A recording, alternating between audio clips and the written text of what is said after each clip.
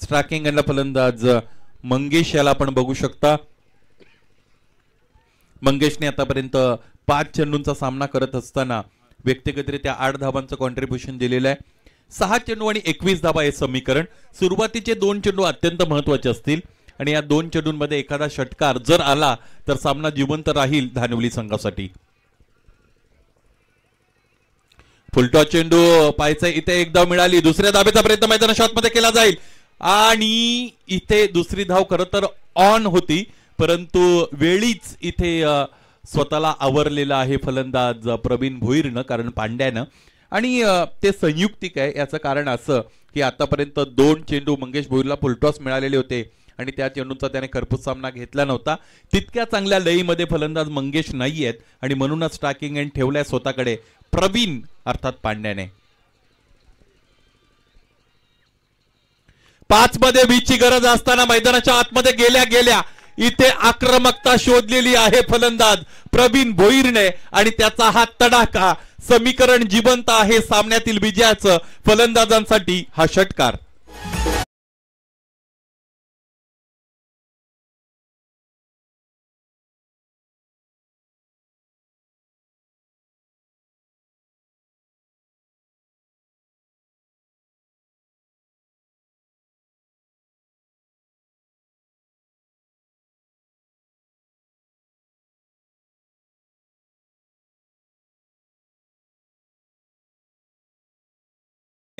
गंगाधर टिळक आणि सुभाषचंद्र बोस असे नेते समोर येऊन त्याने जहाल मतवादाची स्थापना केली।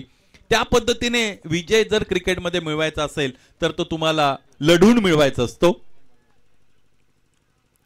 यावे चेंडू अत्यंत चांगला आहे, फलंदाज फ्रस्ट्रेशन मध्ये आले होते, त्याचबरोबर डायलेमिक सिच्युएशन मध्ये आले होते। काय करावं हे फलंदाजाला समजत नव्हतं। याचा अर्थ असा, whether to go on front foot or to back foot, पुढे जाऊन फटका खेळावा की बॅकफुटला असताना फटका खेळावा हे ठरवता आलं नव्हतं फलंदाज पांड्या भोईरला, परंतु विनासायास काही न करता ही धाव एक मिळालेली आहे। 4 चेंडू आणि 13 धावा असं समीकरण मैदानाच्या आतमध्ये उरलेलं आपल्याला पाहायला मिळेल। अनिकेत समोर ठेवलेला चेंडू, आणखी एक मोठा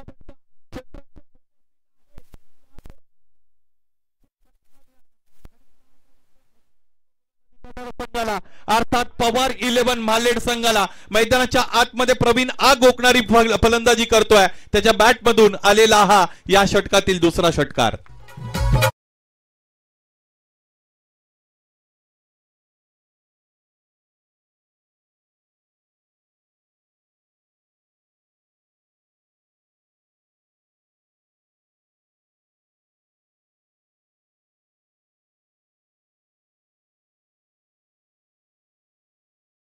मध्ये ज्या पद्धतीने कामगिरी रोहनने केली होती संपूर्ण संघ खुश होता, परंतु इथे मैदानाच्या आतमध्ये योग्य वेळेवर फलंदाज प्रवीण भोईर हा गेला आणि त्यानंतर गेल्यानंतर पहिल्या चेंडूपासून आक्रमकता करणं हे फार मोठं आव्हान त्याच्या समोर होतं, परंतु ते आतापर्यंत त्याने योग्य रीतीने पेललेलं आहे। सामना संपलेला नाही, 3 चेंडूंचा काही शेष आहे। 7 धावांची गरज इथून पुढे लागणार आहे ती आदर्श 11 धानिवली या संघाला। लागोपाठच्या 3 षटकारांसाठी आपण पाहिलं की 1000 रुपयांचा कॅश प्राइज या स्पर्धेमध्ये ठेवलं गेलेलं आहे। पाहायचंय हा तिसरा षटकार फलंदाजाच्या वतीने पूर्ण केला जाईल का। 3 चेंडू 7 धावा। फुलटॉस चेंडू फटका फसला, क्षेत्ररक्षक दूरवरून चेंडूपर्यंत पोहोचतील आणि हा आहे या रनचेसची कहाणी में ट्विस्ट। फलंदाज प्रवीण भोईर बाद।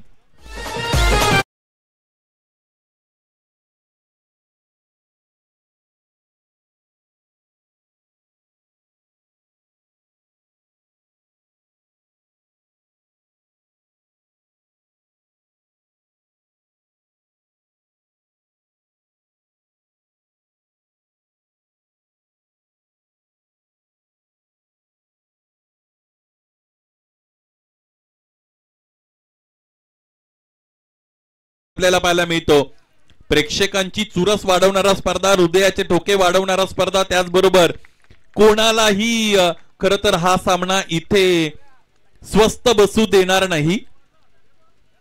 2 चेंडूचा खेळ शेष आहे आणि 7 धावांची इथून पुढे गरज आहे। या अगोदर 2 षटकार आले होते 3 चेंडूंमध्ये, त्यावेळेस मी म्हटलं होतं की सामना अजून संपला नाही। बऱ्याचदा सामन्याने त्याचा रंग बदललेला आम्ही पाहिलेला आहे। माणसाचं नशीब बदलायला कधी कधी वेळ लागत नाही, तसं सामन्याचं चित्र बदलायलाही वेळ लागत नाही। 2 चेंडू 7 धावांची गरज आहे। कशी फलंदाजी असेल नव्याने आलेल्या फलंदाज गौरव भोईरची?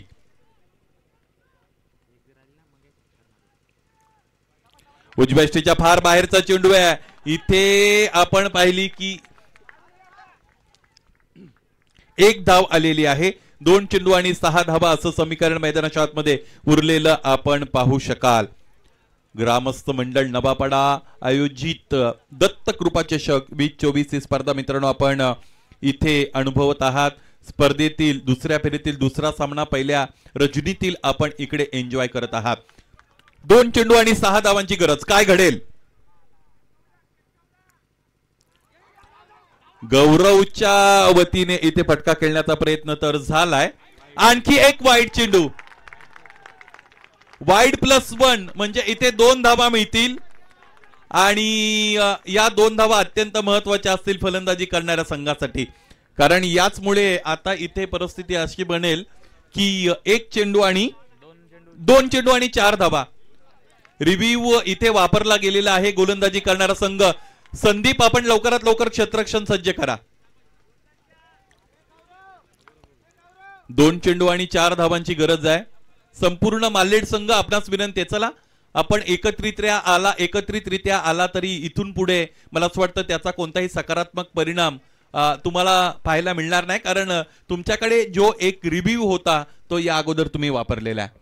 2 चेंडू आणि 4 धावा असं समीकरण। या स्पर्धेमध्ये आपण SP पॅनल अर्थात डोंबिवलीवरून हे अत्यंत चाणाक्ष त्याचबरोबर अनुभवी अंपायर्स हायर केलेले आहेत आणि म्हणूनच प्रोफेशनल पंच ज्यावेळेस मैदानाच्या आतमध्ये पंचगिरी करत असतात, बऱ्याचदा त्यांनी दिलेल्या निर्णयाच्या विरोधात जरी आपण गेलो तरी मात्र निर्णय त्यांनी दिलेला तोच योग्य ठरत असतो।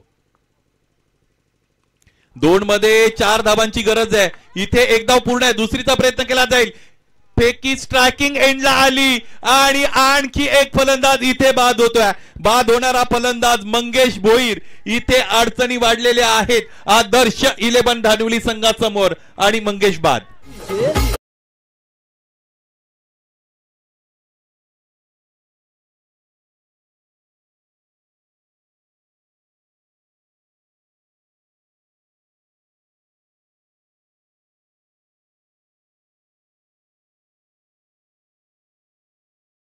पणाला लागलेली आहे। मुरबाड तालुक्याचं क्रिकेट बदलत चाललेलं आहे, त्याचा परिचय देणारा हा सामना मैदानाच्या आतमध्ये निश्चितच आपल्याला पाहायला मिळतो। 1 चेंडूचा शेष आहे, 3 धावांची गरज आहे।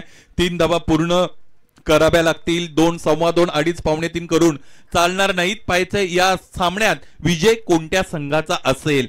दोन्ही संघ तुल्यबल आहेत। दोन्ही संघाने आतापर्यंत चांगलं क्रिकेट दाखवलेलं आहे, त्याबद्दल दोन्ही संघाचं आपण कौतुक करूया। पंच नॉन स्ट्रायकिंग एंडला असलेल्या फलंदाजाला समजून सांगतायत की चेंडू डिलिव्हर होण्याच्या अगोदर तुम्हाला स्टार्ट करायचा नाहीये, स्टार्ट घ्यायचा नाहीये। चला क्षेत्ररक्षण सज्ज करा। मैदानाच्या आतमध्ये प्रवीण पांड्या ज्यावेळेस खेळत होते त्यावेळेस सामन्याचा रंग वेगळा होता, परंतु ते बाद झाल्यानंतर एक वेगळ्या रंगामध्ये सामना आपल्याला पाहायला मिळाला। आणि क्रिकेट हे असंच असतं जिकडे इंद्रधनुष्याचे 7 रंग सुद्धा फिके होत असतात। कोण असेल नायक, कोण ठरेल खलनायक? 1 चेंडू आणि 3 धावांची गरज। गोलंदाज अनिकेत पवार इथे तयार। स्ट्रायकिंगला फलंदाज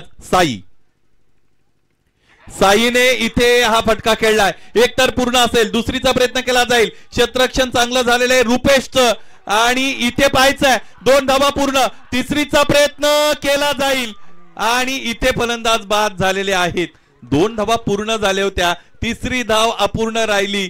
ही धाव घेण्यामध्ये जर यश मिळालं असतं फलंदाज साईला तर हा सामना धानवली संघाने जिंकला असता। 1 धावेच्या फरकाने इथे हा सामना पराभूत झालेले आहेत आदर्श 11 धानवली। दोन्ही संघांचं आम्ही कौतुक करू।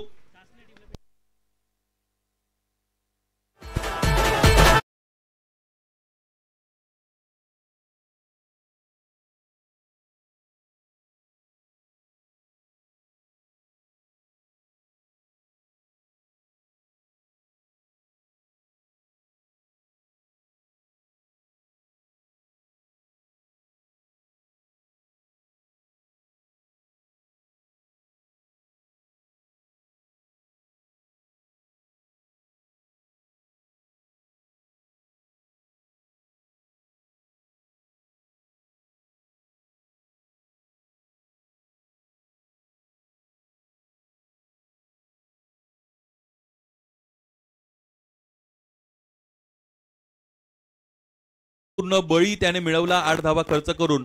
ते रोहित अष्टपैलू खेळीच्या जोरावर ठरलेले आहेत या सामन्यातील सामनावीर. रोहित दळवी या लवकरात लवकर आपण मुख्य व्यासपीठावर आणि सामनावीराचा किताब आपण स्वीकारा.